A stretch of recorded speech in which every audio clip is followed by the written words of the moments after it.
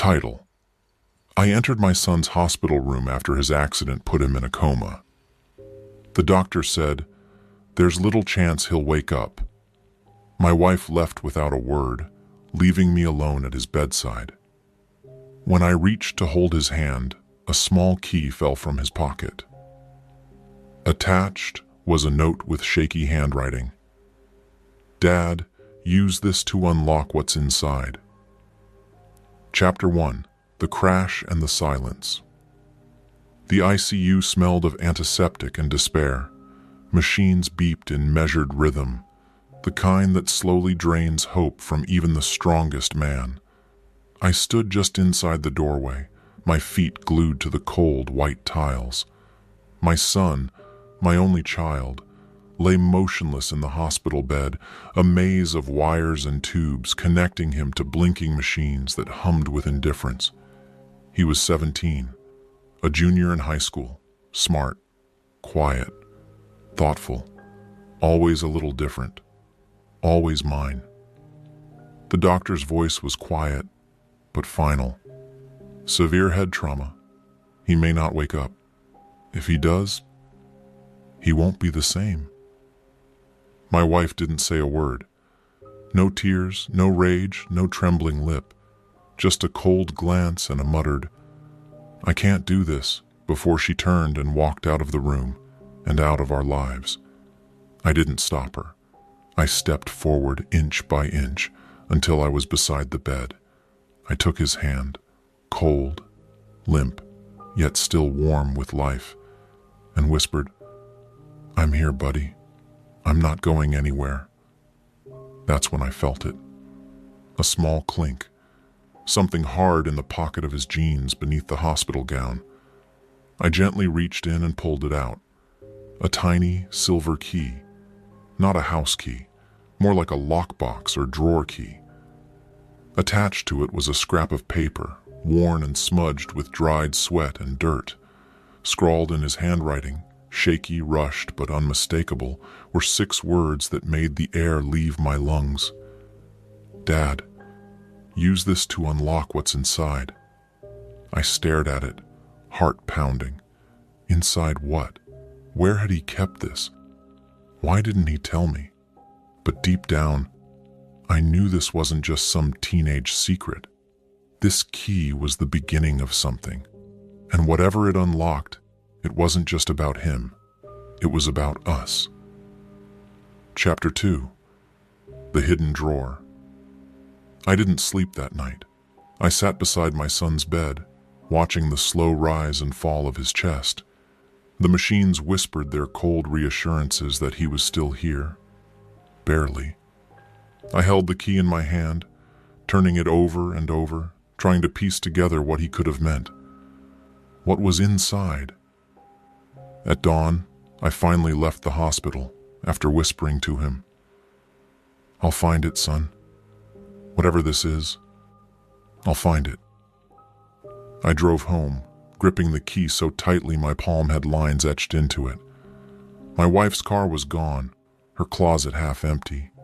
She had truly left. I wasn't surprised. We had grown distant since the move to this city. She was always too tired, too busy, too overwhelmed.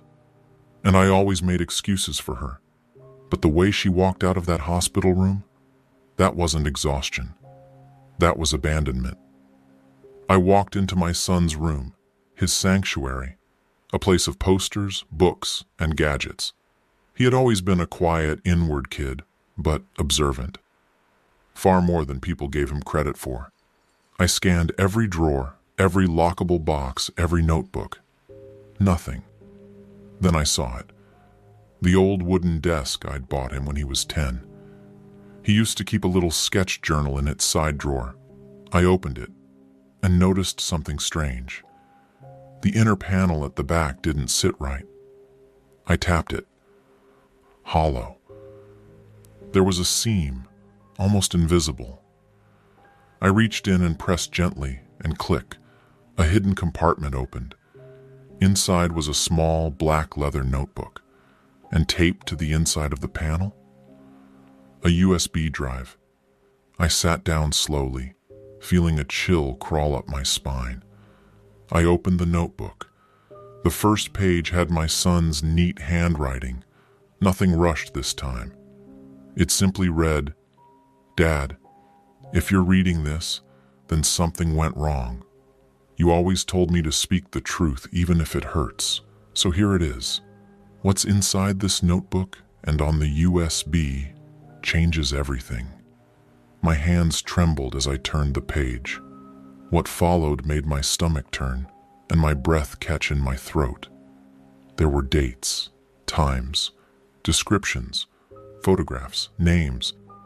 It wasn't a journal, it was an investigation. And the person he had been watching, documenting, and quietly unraveling for over 6 months was my wife. Chapter 3. His silent surveillance. I flipped through the pages in disbelief.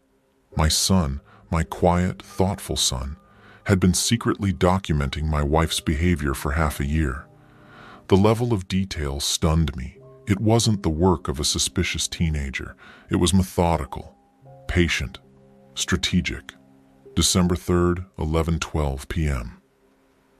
Mom left for book club. I followed from a distance using my scooter. She met a man at a gas station, got into his car, followed them to Marriott City Center.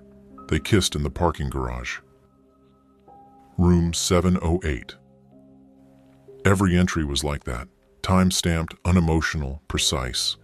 He had written proof, receipts from restaurants she claimed she'd never been to, photos of her holding hands with a man I'd never seen, even screenshots of bank transfers made from our joint account, funneled into a private one under her name.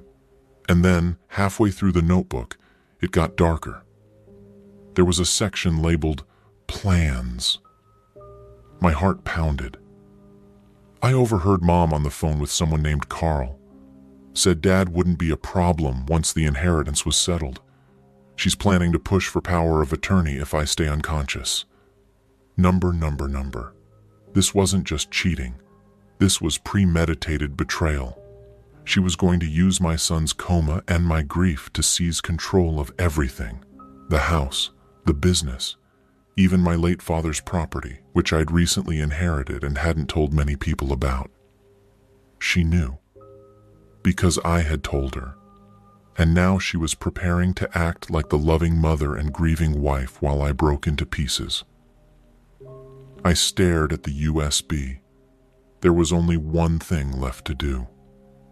I took a deep breath, plugged it into my laptop, and opened the only folder inside. Its name, for Dad, watch everything. The first video started automatically. It was grainy, time-stamped 2 weeks before the accident. It showed my wife and a man in our kitchen, the same man from the photos. She laughed while sipping wine and said clearly, "It'll all be yours soon. He's too stupid to see what's coming. And with the kid out of the picture, well, no witnesses, right?" The man replied, "What if he wakes up?" She scoffed. "Then he'll just think it was an accident." I felt bile rise in my throat. My son's accident wasn't an accident, and now I had proof, real, undeniable, cold-blooded proof. And that's when it hit me. They had tried to kill my son, and failed. Now it was my turn, not for revenge, but for justice. Chapter 4. The trap is set. I sat in my darkened office, the USB still glowing faintly in the laptop. The weight of what I'd seen pressed heavily on my chest, but I didn't have time to mourn. Not yet. My son was alive, barely. And the people who did this were still walking free, laughing, planning, waiting. No more. It was time to act. I copied every file, every time-stamped video, every transaction and image onto 3 encrypted drives. One for me, one for my lawyer, and one that would stay in a safety deposit box downtown. Then I reached out to the only 2 people I could trust. First, Detective Raymond Holloway. He was retired now, but back in the day, he'd helped me with a business security issue. I knew he'd still have connections in the department. I didn't tell him much over the phone, just, "Ray, I need you to see something. It's about my son's accident. I believe it was attempted murder." There was a silence. Then, "I'll be there in an hour. Bring everything." Second, I called my corporate attorney, Littl, a brilliant, ruthless mind who once sued a Fortune 500 CEO into bankruptcy for breaching a contract. I'd only used her for business matters before, but this time was personal. "Linda, I need to update my will, power of attorney, and file a restraining order." "Against who?" "My wife." Silence. Then, "Understood. I'll be at your office by 9 a.m. tomorrow." While waiting for them to arrive, I reviewed the hospital security footage I'd bribed an orderly to send me. Sure enough, the day after my son's coma, my wife had visited, and she wasn't alone.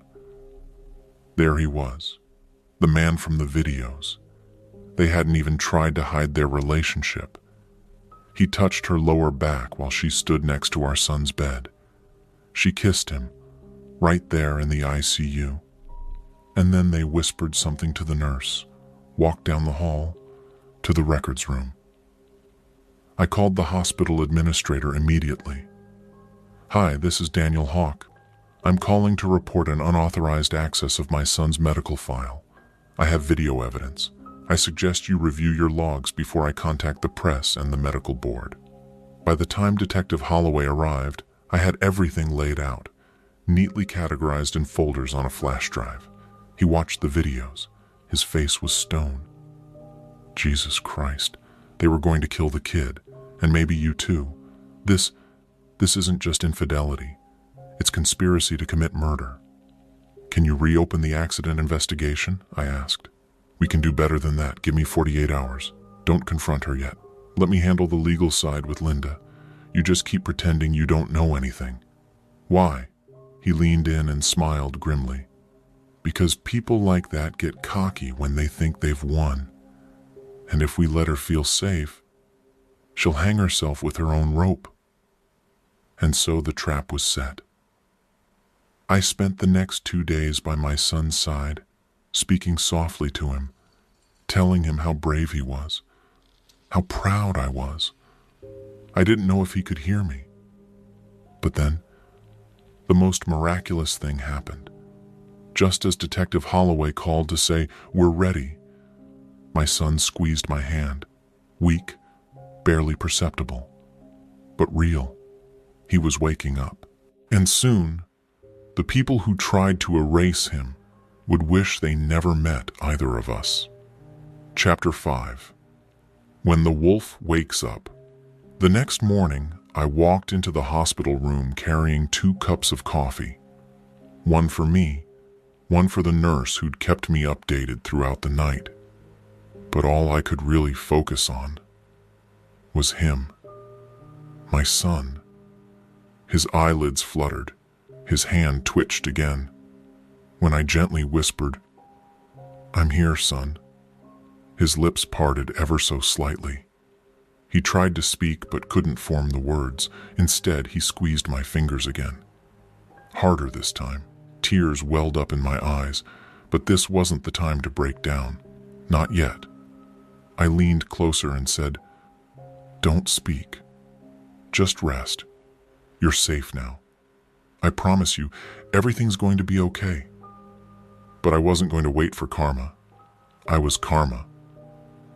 Detective Holloway and Littl met me at my office later that afternoon. What they brought with them was nothing short of warheads.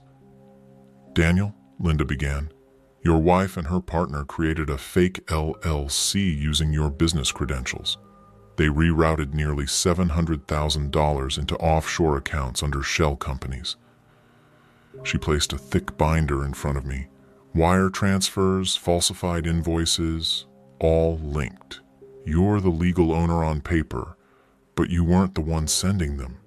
"And," Raymond added, "we just found traffic cam footage showing the boyfriend, His name's Brent Halverson, at the intersection near the crash site 20 minutes before your son's accident.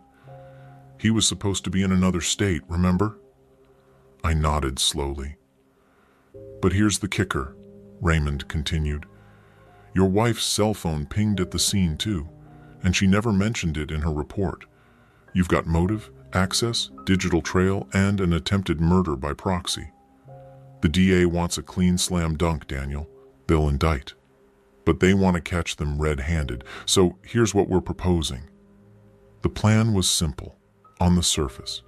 I'd host a private apology dinner, just me and her.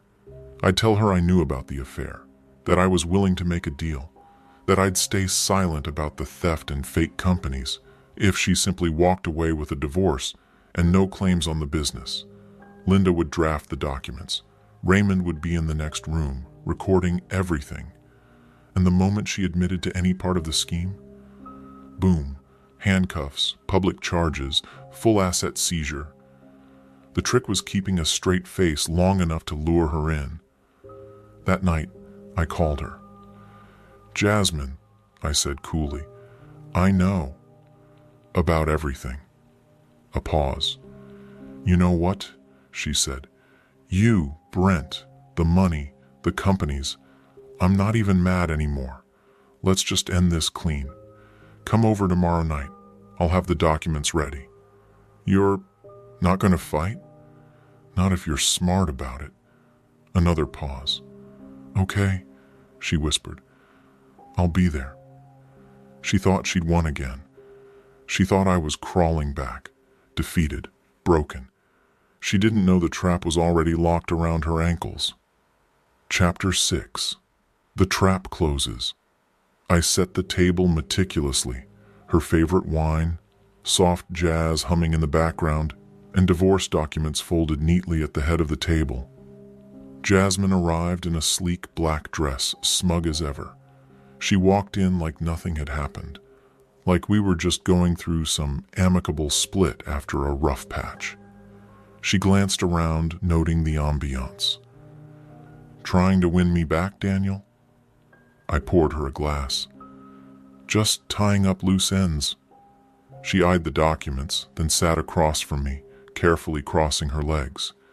You always did know how to keep things civil. And you always knew how to hide your knives behind a smile. Her eyebrow twitched, but she sipped her wine. So what's the catch? No catch. Just sign. Walk away with what you came in with. I won't even press charges for the money. Charges? She scoffed. Daniel, if you had anything on me, you'd have used it by now. I leaned back. You really think so? Right then, Raymond Holloway stepped into the room, badge hanging around his neck. Jasmine's wineglass froze midair. Jasmine Lee, you are under arrest for wire fraud, identity theft, conspiracy to commit financial crimes, and suspected involvement in an attempted vehicular homicide. Anything you say... What? Raymond gently took her arms as she jumped up. No, Daniel, what is this? You said you wouldn't... No, I said, standing calmly. I said I wouldn't press charges if you were smart about it, but you chose Brent over your own son. This is a setup. You can't prove anything. I want a lawyer. Raymond just said, You should. We have the video, Jasmine, of you whispering to Brent in the garage 2 hours before the crash. Her face lost all color.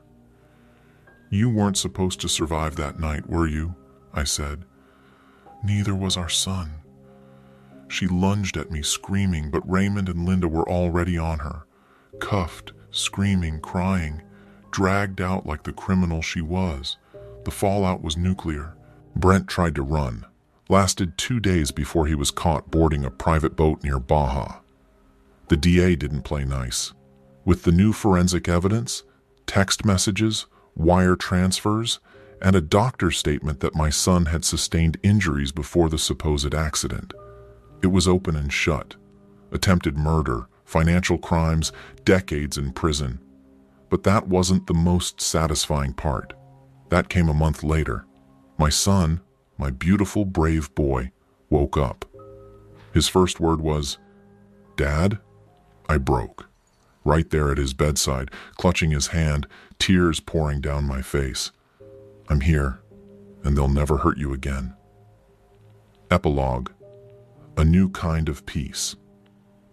16 months later, life is unrecognizable, but in the best way possible. My son Tyler is walking again. Slow steps at first, shaky and cautious, but now he sprints through the yard like he's chasing time itself. His therapists say he's a miracle. I say he's proof that love and truth can survive even the most brutal betrayal. The house is quieter now. No fake laughter, no gaslighting, no locked phones at midnight. Just quiet mornings, pancakes, and the sound of my son's pencil scribbling across sketch pads again. His passion for art reignited. As for Jasmine and Brent, Jasmine got 25 years. She tried to take a plea deal, but the prosecutors offered none. Between the financial crimes and the murder attempt, the jury took less than 2 hours to convict. Brent got 18 years. Coward that he was, he cried during sentencing, begging for leniency. No one blinked. Their names are permanently blacklisted. The media devoured the scandal, especially once Jasmine's double life and embezzlement became public. Even her parents, who once called me beneath her, refused to visit her in prison after the trial. And me? I started a small cybersecurity firm. After what happened, I wanted to help others protect themselves, quietly, efficiently, and with precision. Business is good. Word travels fast when your work has real teeth. But I don't chase money anymore. I chase peace. Last Christmas, Tyler handed me a card. To Dad, for staying, for fighting, for believing. Inside was a sketch, the two of us, fists clenched, standing in front of a lion in chains. I framed it. I look at it every day, because revenge may be loud and explosive, but justice is quiet, cold, and final. And sometimes justice looks like a father smiling at his son across the breakfast table, knowing they made it out alive. Was this revenge perfectly justified? Tell us what you have think about this story in the comments below. Like the story, if you think this story is justified, share it with someone who needs this energy, and subscribe to Lauren's story for more jaw-dropping tales of betrayal and justice. Because here, every lie has its reckoning, and every betrayal finds its shadow. Stay sharp, stay strong, and stay tuned.